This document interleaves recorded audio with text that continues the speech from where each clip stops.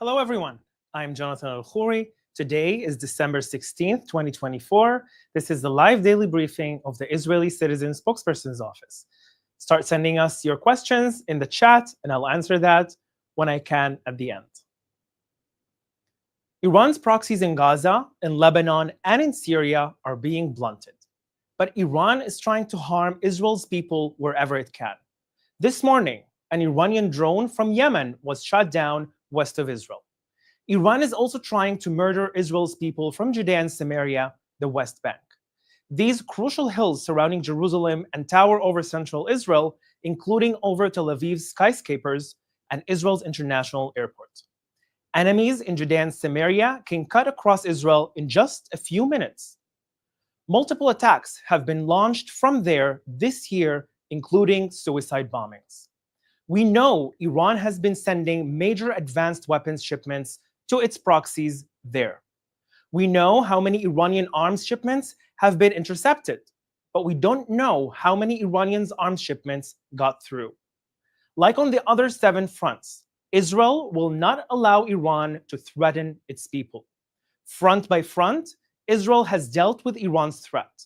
Israel will continue to push Iran back wherever it attacks. The Iranian regime is targeting Palestinians. Iran's proxies, Hamas and Islamic Jihad, are targeting the Palestinian government in the West Bank. Hamas and Islamic Jihad took over parts of the city of Jenin. Palestinian forces couldn't enter. Hamas and Islamic Jihad stole Palestinian government vehicles and paraded with them. Hamas and Islamic Jihad blew up a car bomb at a Palestinian base. 3 officers and 2 civilians were hurt. The Palestinian government was humiliated and appeared powerless. Palestinian President Mahmoud Abbas ordered a major operation in Jenin. His forces surrounded Jenin, set up checkpoints, and began fighting back. Have you noticed? The Palestinian Authority in the West Bank is dealing with the same thing in Jenin that Israel has to deal with in Gaza. An enemy that fights from civilian areas, hides in and around hospitals, and targets civilians. I'd love to see the Palestinian Authority finally speak out against Hamas and condemn the October 7th massacre. But that might be too much to expect from the government that gives money to terrorists who attack Israelis. Now, let's take some questions from our audience watching live on social media. Thank you, Jonathan. Our first question comes from Adam on Instagram. Do we know how Israel will respond to the requests of the 12 Druze villages in southern Syria to be annexed or governed by Israel? Well, thank you very much for the question, Adam. This is a really important question because now what we're looking for in Syria is, at the end of the day, the falling of the Assad regime, that we still don't know who's going to govern Syria in the day after. And this is something that Israel is really looking upward to see and make sure that every weapon that the Syrian regime had will not fall into any terrorist organizations or anyone that could ever harm Israel in its way. And one of the major things is that Israel is by now making sure to maintain a buffer zone in order to make sure that Al-Qaeda or ISIS or other terror groups that currently are in Syria will not threaten any Israeli citizen. So that is super important to understand.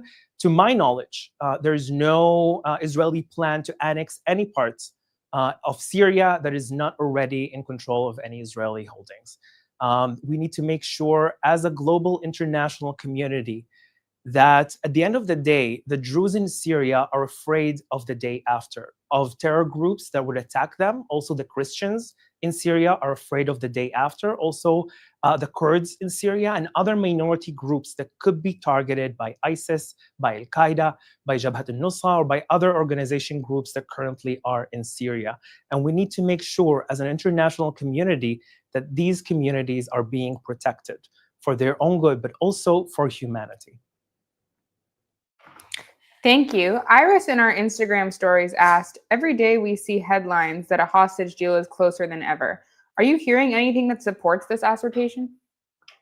Well, we've been hearing a lot in the last few days that there might be some sort of an agreement or some sort of a deal in order to make sure that the 100 hostages that are currently being held in Gaza by Hamas terrorist organization will be back, whether to meet their families or those who already we know that are dead to get back to burial inside of Israel.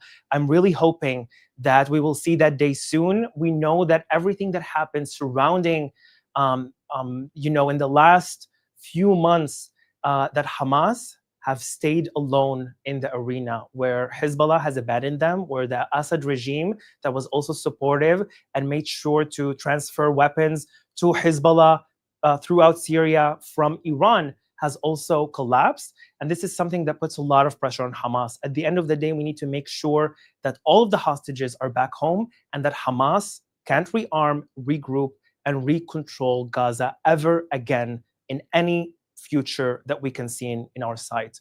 And that's something that is really important to understand. Thank you. Samson on Instagram is asking, with Hezbollah in such a weak position, should we expect to see the Lebanese government taking action to disarm Hezbollah? Well, Lebanon is really in an important turning point in its history.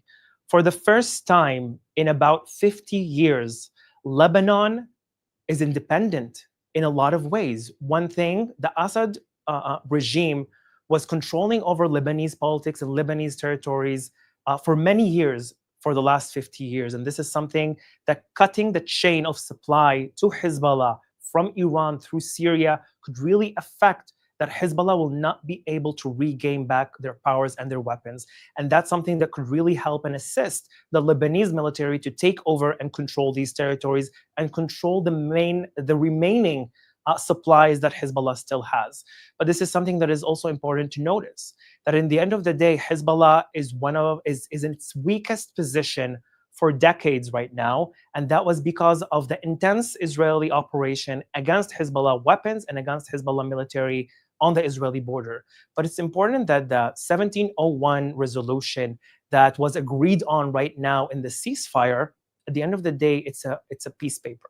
And that peace paper doesn't really make assurances for the future. And I believe that Israel should get really involved by having an actual peace agreement between Israel and Lebanon, and to assist Lebanon at the end of the day in making sure that Hezbollah is not capable of returning back any of their military capabilities. And I really hope that, as an Israeli and as a Lebanese, and as someone who's really looking forward to visit Lebanon in the near future one day, and that's something that I think that the Lebanese government nowadays are really working in order to make sure that Hezbollah will not be able to regain back their powers that they had.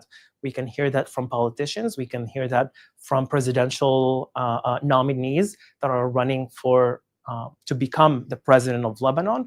And you can say that the whole atmosphere in the Lebanese society has changed a lot, because Hezbollah dragged Lebanon to a war that has nothing to do with any Lebanese issue. And like the journalist, the Lebanese Shia journalist, Nadim Kutash said, Israel and Lebanon are not enemies. We have some difficulties, we have some issues that we need to solve, but we can solve them by negotiating and by sitting at the same table and talking with each other. And I believe that this is what we should do. Thank you. Kitten on Instagram asks, after the fall of the Assad regime, do we know if Israel has any plans to attack the head of the snake in Tehran?